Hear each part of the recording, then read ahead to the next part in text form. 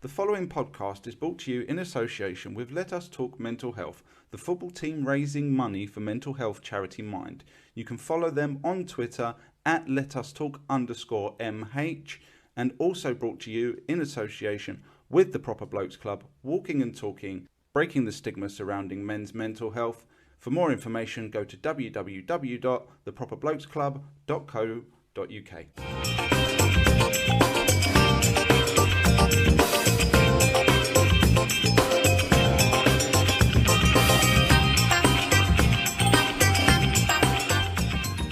Welcome along to another episode of the Football Funders, brought to you in association with the Proper Blokes Club and Let Us Talk Mental Health.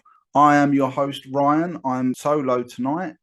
The football world has returned following the suspension of games as a mark of respect for the Queen Elizabeth II, who sadly passed away last week.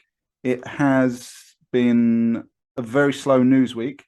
However, it suddenly picked up again very quickly in the last 24 hours or so, starting with the announcement of yet another England squad. Regular listeners of this podcast will know I'm prone to a rant about Gareth Southgate picking his favourites, and same squad, different day, really. I'm not going to rant too much. I am going to go through the squad list and just point out who I feel should be there and who shouldn't. There's also some other bits of news. Chelsea's new chairman, Todd Bowley, new owner, has been talking a lot, and he's got another set of ideas for what the Premier League can do, so we'll look into that. And there's been a transfer or two, so we'll look into those. And there's also been a retirement today as well. But we're going to start with the England squad, so we're going to dive right in. We'll start with the goalkeepers. Now, obviously, Jordan Pickford is injured. So the goalkeepers are Dean Henderson, who has been playing as Nottingham Forest's first choice goalkeeper, so adequate replacement for Pickford. Nick Pope, who's obviously been doing exceptionally well in the last year or so, and he's now at Newcastle and doing okay. Aaron Ramsdale, in my opinion, should be England's number one. Me and Dan spoke about this on last week's podcast, I believe it was. Defenders. Now, this is a defender-heavy squad, I've got to say, and you'll be surprised to hear that there's a few names that I don't believe should be in there. Trent Alexander-Arnold, not in the best form at the moment. Do you want him in there at the moment? Me personally, no. He's very good going forward. I think Trent Alexander-Arnold's better off as a wing-back than a full-back, if I'm honest. That's just my personal opinion. I think he's fantastic. Passer of the ball, crosser of the ball, distribution is very, very good. I don't think his attitude is quite up to scratch at the moment. He does seem to be letting a lot of people run off of him and not tracking back. I think he needs to rein his attitude in and get his head back together. So I wouldn't have included him in this squad. I will quickly add that the squad size has been upped by FIFA from 23 to 26, so that might be why it's top heavy. Ben Chilwell, Chelsea's left back, and in my opinion, probably the best English left back at the moment, because Luke Shaw's well out of form and out of favour at Manchester United. Luke Shaw does make the squad. I really don't know why. Maybe it's a lack of options. I know there are a few out there, James Justin being one of them. And I think someone was calling for Nico Henry, I believe is the left back at Bournemouth. So it's a possibility. But Luke Shaw is in there. I don't agree with. Connor Cody has moved to Everton from Wolves. He is playing okay, but he's never used. I think he's one of Gareth Southgate's favourites because they've spoken very highly of him about what he does off the pitch with the squad. So I think that's why he's in there. Eric Dier of Tottenham, a once ridiculed footballer, has been playing very well under Antonio Conte. And Conte seems to be getting the very best out of him. And he's in there as a centre-half. Obviously, he spent most of his career for England playing as a central midfielder, but that's no longer the case now. Mark Guéhi from Crystal Palace, definitely one for the future with a larger squad. Definitely a chance to get in there and have a look at him. I don't predict he'll play that much. Reece James is in the squad as well. In my opinion, best right back England have got overall. I think if you combined Aaron Wan-Bissaka for his defensive abilities and Trent Alexander-Arnold for his attacking abilities, you get Reece James. Harry Maguire is, again, another one of Gareth Southgate's favourites. We know he's not going to drop him We had this conversation on WhatsApp earlier, me and the other two guys, and they were like, he can't be in there, surely. Surprise, surprise, surprise. He's in there. Doesn't deserve to be in there. Not been in the Man United team, really. Not played very well when he did start the season. Should not be there. Ben White, who is not in the squad, has been playing quite well for Arsenal. It was an easy replacement to make. But Gareth and his lads. John Stones is in the squad. Rightly so, scored an absolute screamer the other day for Manchester City when he was playing at right back. John Stones does seem to be a lot more steady, a lot more reliable these days. Still prone to that odd lapse with the ball at his feet, but he's doing well for Manchester City. Fikayo Tomori is in the squad, a player that you hear a lot about on this football podcast, not just from me, although I was a big fan in the beginning. Everyone's happy to see him in there. He needs to be starting for England now, I think, especially with the Harry Maguire situation. I definitely feel that he should be starting games right now. Kieran Trippier is in there. Again, one of Gareth Southgate's favourites. He's playing well for Newcastle in fair, but he is, 32, 33, I think. Don't judge me if I get that wrong. I did it the other day, last week with Jordan Henderson, and I had to eat my words, which I happily did. And Kyle Walker, again, another favourite, plays right back, right wing back, right centre half of a free.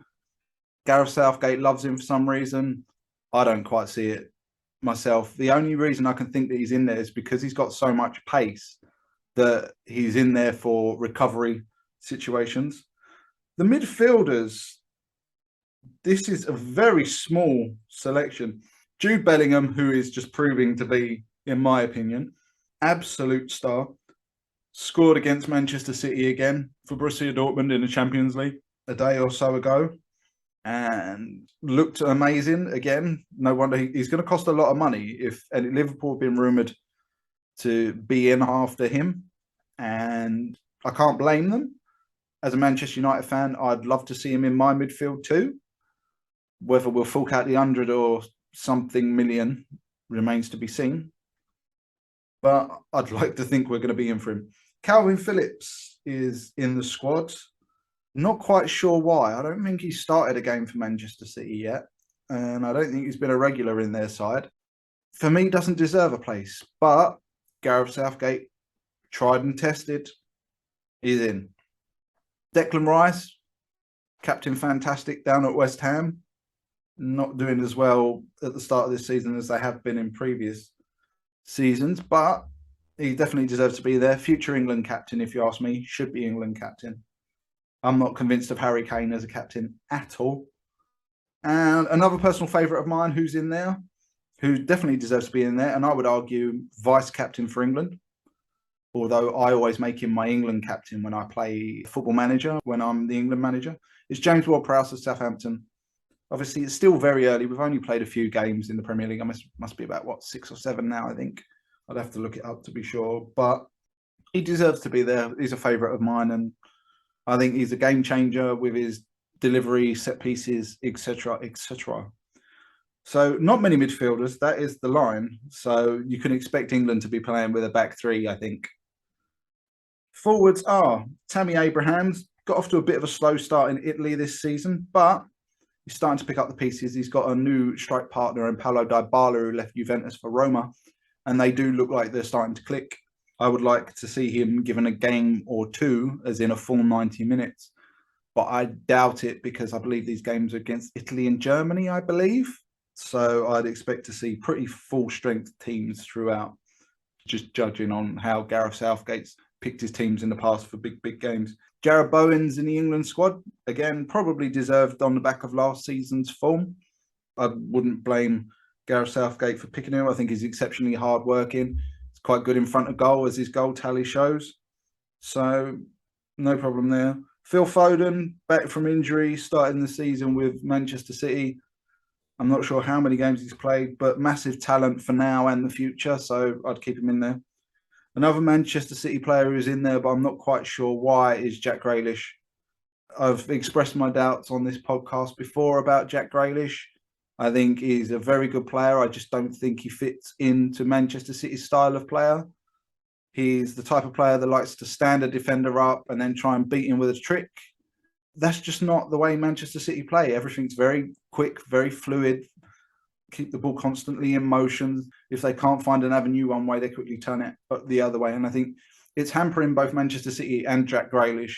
They are just not a good fit. I never quite understood it, but I hope it doesn't prove detrimental to his career. And I don't think it will. Give him another year or two. And if he doesn't change his playing style, which is what we talked about on previous podcasts, then I think he may have to leave Manchester City and go back to a club like an Aston Villa or maybe a Newcastle. Maybe Newcastle will probably be able to afford him, to be fair, where they will make him the star and play to his strengths rather than it be a fluid, quick, short passing game that Manchester City play.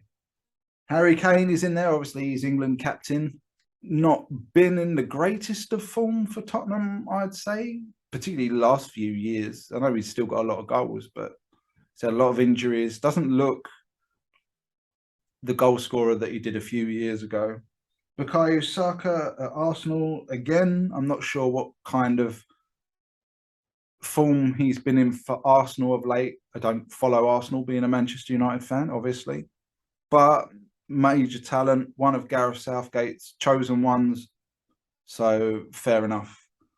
There is no room for Jadon Sancho, by the way, who's been in very good form for Manchester United at the start of this season, which confuses me considering they've picked Jack Grealish. But I think it's just a case of Gareth Southgate doesn't like him. We saw it at the Euros where he didn't play a lot and he's not in the squad even though he's scoring goals. And he has scored again tonight because Manchester United are currently playing Sheriff in the UEFA Cup, or what's it known as now? It's not the Champions League, it's the one below that. Excuse me, my brain's gone completely blank. Raheem Sterling, obviously always in an England squad. I've said on this podcast I don't think he's as good as people think he is. I don't think he's world class, but what I will give him credit for is he scores goals. He gets in at that back post or he cuts in from the left and he scores goals. So he deserves to be there. The last member of the squad of 26 is Brentford's Ivan Toney, who a lot of people have been calling for to get his chance for a while. So he's in there. I'm a bit mixed on Ivan Toney. I think he works incredibly hard. I think he's could be a bit more potent in front of goal, but he does seem like a very well-rounded player. I think he needs to be a bit more selfish, if you ask me. But he's in there. He deserves to be in there. I think he's had a good few years, a few consistent years. He's not scored a bucket amount of goals, but he has scored goals in the Premier League. So I definitely think he deserves a shot. I don't think anyone can complain that he's in there. So moving swiftly on, because as I said, it's just me tonight. So we're going to keep it pretty short.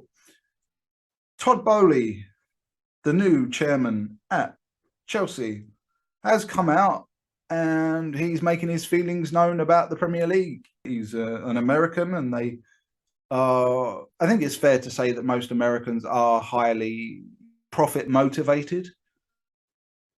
Manchester United's owners are the prime example. They don't invest much in there. They run the club at a profit. So the club sort of invests in itself and plays off its own debts. Let's be honest. Liverpool have done business very, very smartly. But he's come out nevertheless, and he has suggested that a Premier League North versus South all-star match should be considered and that we should learn a bit of a lesson from American sports. And this is the direct quote in accordance with The Guardian. Ultimately, I hope the Premier League takes a little bit of a lesson from American sports, said Boehly, and really starts to figure out why don't we do a tournament with the bottom four sports teams? Why isn't there an all-star game? People are talking about more money for the pyramid. In the MLB All-Star Game this year, we made $200 million from a Monday and a Tuesday. So we're thinking we could do a North versus South All-Star Game for the Premier League for whatever the pyramid needed quite easily. This is an American idea I don't like, and I don't think is even remotely feasible from many different aspects. I can't see clubs wanting to allow their players to play an additional game. There's been talk in the past about a 39th Premier League game played abroad to raise more money, which got cut off. And this is essentially that 39th game just done a different way. I can't see clubs, wanting to give their players to a manager for a one-off game, which from my perspective has no real appeal because there's no cohesion to the team. Everybody's coming from everywhere. So you get one pick from one place, one pick from another place. You get the best player from each team from the London clubs or the South clubs and the North clubs. I just can't see clubs going, yeah, okay, we'll allow our players to play an additional game, not for us, even though we're paying them. And they might get injured as well. Then there's the insurance. If a player gets injured, who's paying the wages of the players because of the insurance, because they weren't injured while they were playing for their club. I'm not even sure about the logistics of it all, how it would all be arranged. This is just like another owner coming in, saying what they want to do because they just want to make more money. We saw it with the Super League, the European Super League, very quickly got shot down. That would have made a lot of money for a lot of clubs. But when the idea of no relegation and playoffs for relegations and stuff like that came into play, everyone was like, no, not happening. You get promoted or you get relegated. And the Super League got stopped. I'm not sure it's completely dead. It may come back again, maybe slightly differently. But this is another foreign owner, in my opinion, coming into this country, not understanding what we do in this country, and then trying to make something happen. We saw it in the past. I don't know if people are going to remember this. It was a long, long time ago in America when they relaunched the MLS for God knows how many time. They had this bizarre penalty system. When it comes to taking penalties, you had to run with the ball from the halfway line and then try and score. Instead of putting it down on a 6-yard spot and just taking your shot, you had to run for the ball, I think it was from the halfway line, to the penalty area and then try to score.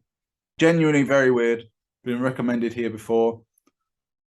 Not recommending it again because it didn't work. It looked awful. And unless I'm mistaken, the MLS are now taking penalties the way we take penalties. So an all-star game, North versus South, I can't see it happening. I can't see the clubs allowing it. I can't see the players wanting it. I think the only people that are going to want it are the businessmen because potentially it could make a lot of money. I don't see it happening. I think foreign owners need to come into this country. It's good to have ideas, but you have to have the right idea. And if you insult the heritage of the game by coming in and trying to change it for a few bucks, just like they did with the Super League, it's not going to happen. So Todd Boehly, thank you. Shush, get back to spending your money at Chelsea and improving Chelsea's fortunes. Maybe once you got Chelsea back at the top of the league, people will start listening to you and believing in what you're trying to get across. Because right now, people don't have a great opinion from what I've seen of the new Chelsea owner, Todd Boehly, because he walked into the club, ripped out everybody who worked there, tried to take over and do everything himself, has very quickly realised that that's not doable and is now trying to find a director of football to get in to take over because he's way over his head in what he's doing. Way over his head. Moving on to just the last few quick little bits because I'm going to wrap this up really quick. Ben Foster, the former Manchester United and Watford goalkeeper, has announced on his YouTube channel that he has retired from professional football.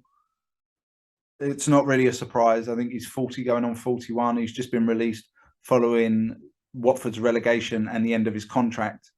So he's been keeping himself fit. He's quite heavily into his cycling. And yeah, so that's Ben Foster's retired. I always feel a little bit of sadness as a Manchester United fan when I think of Ben Foster because he had a lot of talent. He was quite a good goalkeeper, but football was never his great love like so many other people are.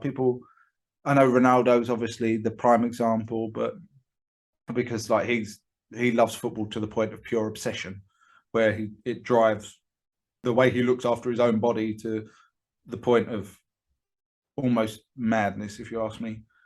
I could never do what Ronaldo. I mean, fair play to him, but I could never do what he does to keep himself in the shape that he's in.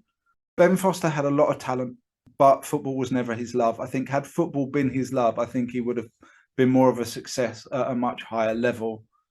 So good luck to him in the next stage of his career. He's really doing well with his YouTube channel, and his YouTube podcast. So best of luck to him in future endeavours.